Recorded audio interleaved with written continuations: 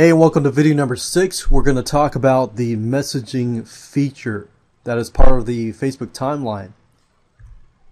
This is the messaging feature. Now we're using Coca-Cola again as in the example, and if you go to the Coca-Cola page and up at the top you'll click on the link and it allows you to send feedback and messages to Coca-Cola. Now this is a great feature because it definitely enables you to deepen a relationship with your fans. So let me go through the advantages and the disadvantages here. So the advantages is it allows you to develop deeper relationships with your fans. And this is a great way to offer private customer service. So if somebody wants to contact you through Facebook, instead of whining about it in the public forums or the public page, which is probably not great, you can have them contact you and private message you and settle everything behind the scenes. And like I said, you can move a difficult discussion from the public to a private. Now the disadvantages, however, is that you can message a fan only if they contact you. So they have to contact you once, and you can contact them twice after that. However, after the second time, you can't contact them unless they contact you again. So the power really is to the fans. And Facebook, as you know, they're trying to give a great experience for the fans. And then, like I said earlier, if a fan messages you, you can only message them twice.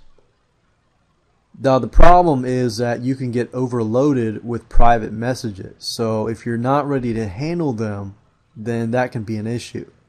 However, this functionality is available to everybody.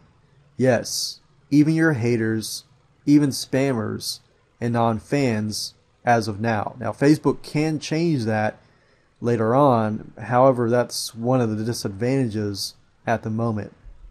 So if you can't handle the support and you don't want to take time to handle the support, while that can, help increase your profits, if you can't handle the support, then obviously you probably want to remove that button.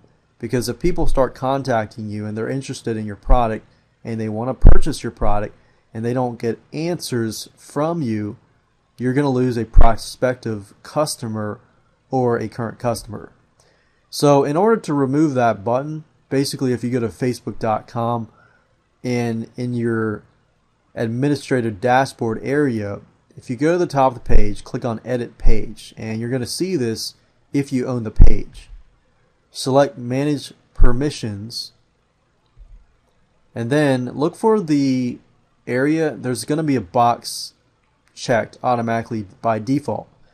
But you're going to look for a box that says people can send messages to your page name. So if your page name is, Pop and Lock Dance Group or Pop and Lock Video Productions, it'll say people can send messages to Pop and Lock Video Productions. And you want to make sure you uncheck that if you cannot handle support. However, like I said earlier, you're going to be losing out on a lot of potential business, but at the same time you're going to be getting spam and haters as well, but I know Facebook will probably fix that issue in the long run. However, if you want to outsource the social media support and you want to jump on so that you can scale your business and increase it, then you'll want to check out odesk.com. Get people to do work for you for $3 an hour. I know that sounds like a ripoff. However, at the same time, Odesk.com, you can find people in the Philippines and elsewhere who are willing to work for $3 an hour.